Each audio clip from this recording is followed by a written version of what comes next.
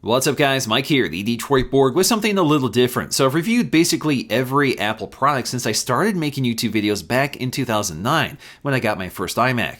Now some of my earliest videos were essentially retro reviews of older iPods, and recently with the release of Designed by Apple in California, a book that chronicles the history of design at Apple since Johnny Ive and Steve Jobs started working together, it sort of reignited my interest in looking back at some of Apple's earlier products, many of which I never owned or used. Now at the top of that list has always been the iMac G4. For me, it's by far the most unusual iMac design to date and still holds up as one of my favorites. This generation was available from 2002 through 2004, becoming the first iMac with an LCD screen and replaced the hugely popular and iconic iMac G3 with a CRT tube. Now at the time, this was simply known as the new iMac, but picked up various names because of its unique form factor, some describing it as the Sunflower iMac or the Lamp iMac, but history knows it now as the iMac G4 because it was based on IBM's PowerPC G4 CPU. Now, I've actually never owned, used, or even touched an iMac G4 until I picked one up on eBay for this video. Now, I got this one for less than $100 and it's in fantastic condition for a 14-year-old computer with all the original accessories and software. Now, the version I have here is a fully spec'd out 17-inch model with a 1.25 GHz G4 CPU and an 80 gig hard disk drive running at 5400 RPM. Now, this unit was originally equipped with 256 megs of RAM, but the previous user added 1 gig of RAM, and I'm going to add another gig of RAM to max it out. Now originally this launched only as a 15-inch model in early 2002, but Apple later added a 17-inch version in mid-2002 and a 20-inch model in late 2003. Now this design was relatively short-lived, replaced by the iMac G5 in 2004, which picked up the single slab form factor we still see today. It's actually really interesting to look back at the keynote announcement for this computer. At the time, this design was seen as the best solution for keeping the display ultra thin, which is one of its selling points. Steve Jobs actually joked about what other manufacturers were likely to do, which is to add the components to the back of the display, which means slower optical drives, unsightly cable management, and a computer that ultimately doesn't look very thin at all. Ironically, Apple would take this approach to their subsequent iMacs. In fact, the G4 display is still thinner overall than the current thickness of the 5K iMac. Now speaking of that display, LCD certainly has come a long way. So the 17-inch display here is an active matrix LCD panel. This is well before IPS, with a resolution of 1440 by 900, which was pretty decent for the time. Now compared to modern displays, this one is washed out and dim with muted colors. Now in terms of brightness, this is rated at around 200 nits, but the fluorescent backlight may have dimmed over time because fluorescent lighting does have a half-life. Now just to give you a comparison, most modern Macs are rated at around 500 nits, with much higher resolution. Also, like most LCD panels of the time, there is severe off-axis distortion, which is why it's a good thing this display can be articulated. Now speaking of that articulation, the bezel of the display is specifically designed to be easily grabbed and repositioned. I also really like how they sort of kept part of this bezel translucent to reduce the visual width of the frame, which makes the display look even more impressive, at least at the time. Now you won't find a camera built in here, but you'll find a microphone in the lower left corner and an LED status light in the lower right, which is invisible until it's in standby mode. Of course, the hallmark feature of this computer is that swivel arm. It's very cleverly designed and has held up very well over the years. It's all polished metal and looks really impressive.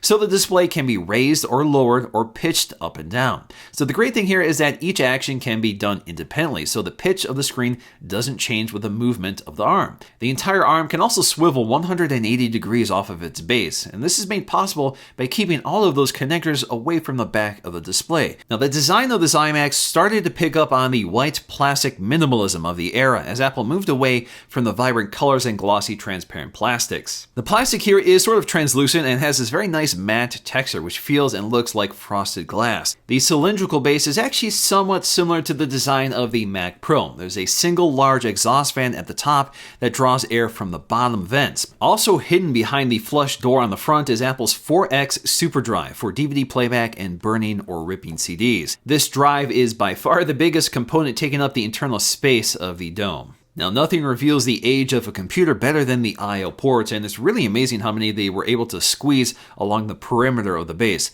First up on the left side is a Kensington lock for securing the computer from theft.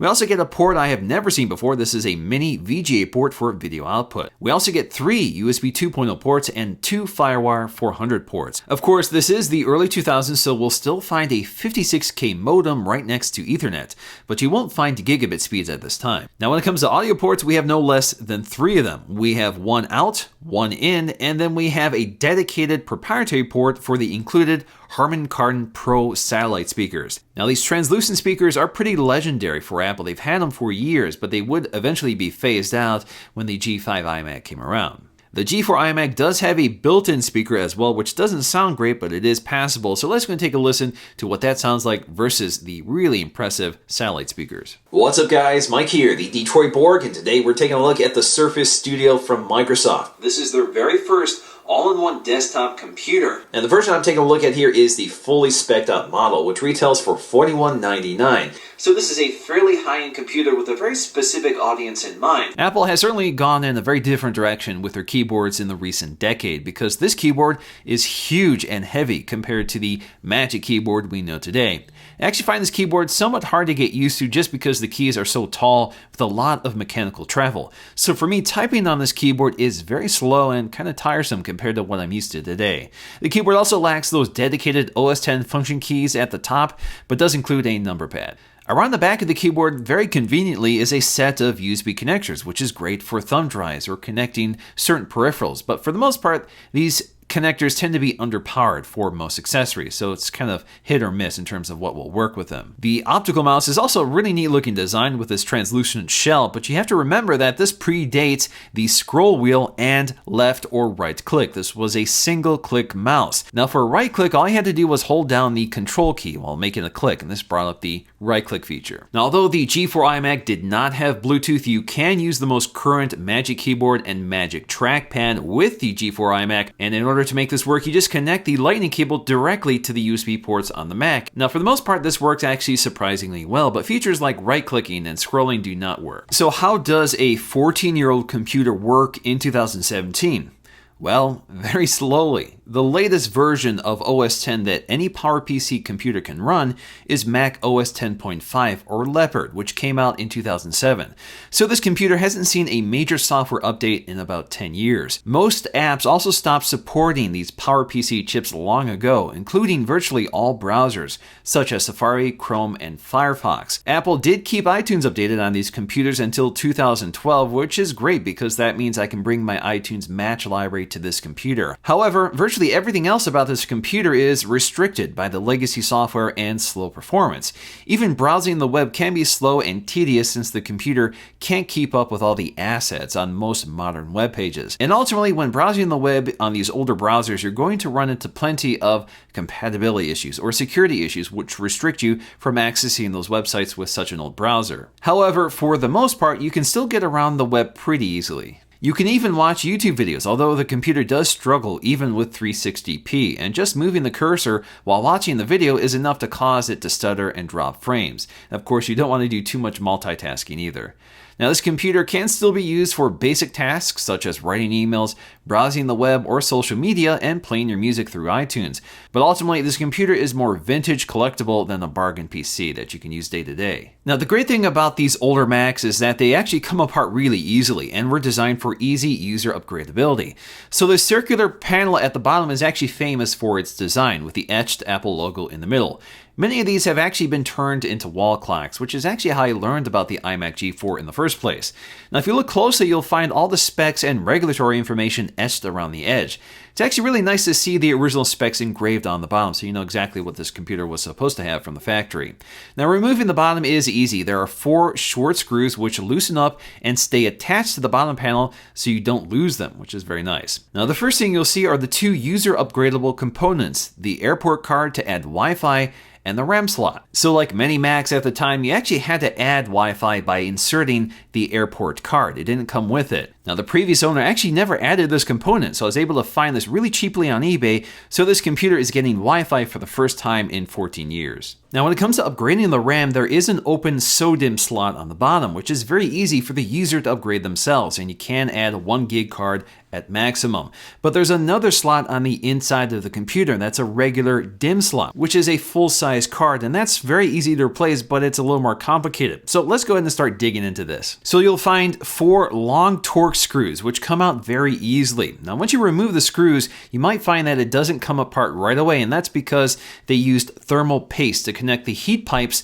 to the upper part of the chassis, which is what they use to cool the motherboard. Now, you just have to sort of wiggle this in order to break the connection, and then everything should drop down, and you just sort of want to lay it down so that the cables don't pull apart. Now, when I first opened up this computer, it was packed full of dust, and you could definitely smell it when the computer was running. So it kind of smelled like smoke, as if the previous owner was a smoker. So I very carefully brushed away and vacuumed the dust away and used compressed air to blast it clean. So now it looks very clean. In fact, it looks basically brand new.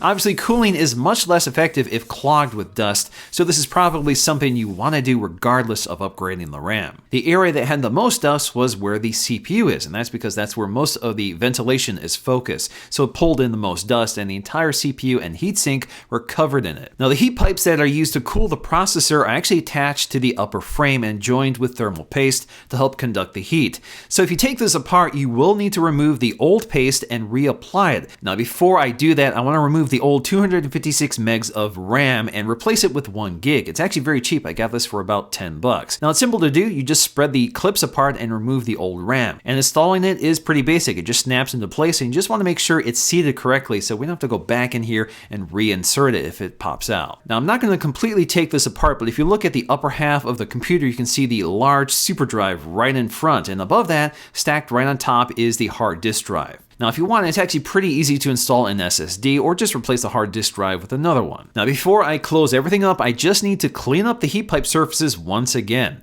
Now, I had already done this in my original teardown to clean out the dust, and the old paste had basically turned into dried up chewing gum, so it was much less effective, and it was definitely time to replace it. Now, the thermal compound is actually very cheap. You can pick this up for about $10 or less, and in this particular situation, I like to spread it out with a spatula just because the metal is pretty rough, so it may not evenly distribute when you just use the dabbing method, which you might use with a CPU. So there are basically 2 places to apply this paste, and you just want to make sure you get good coverage. And once you're done applying the paste, you just need to carefully drop the computer back down on top of its motherboard and make sure it's lined up before you sort of move it around until you find the right spot, because doing so may pop out the RAM and just spread the grease everywhere. So you want to be careful with this process. And the next thing we need to do is just make sure that everything is in order. So I'm going to power it on and check the RAM system profile to see if everything is there. All right, guys, hope you enjoyed this look at the iMac G4. If you enjoyed this, please let me know and give this video a thumbs up. I may continue this as a series if you guys enjoyed it as much as I did making it. And until then, I'll see you again in my next video.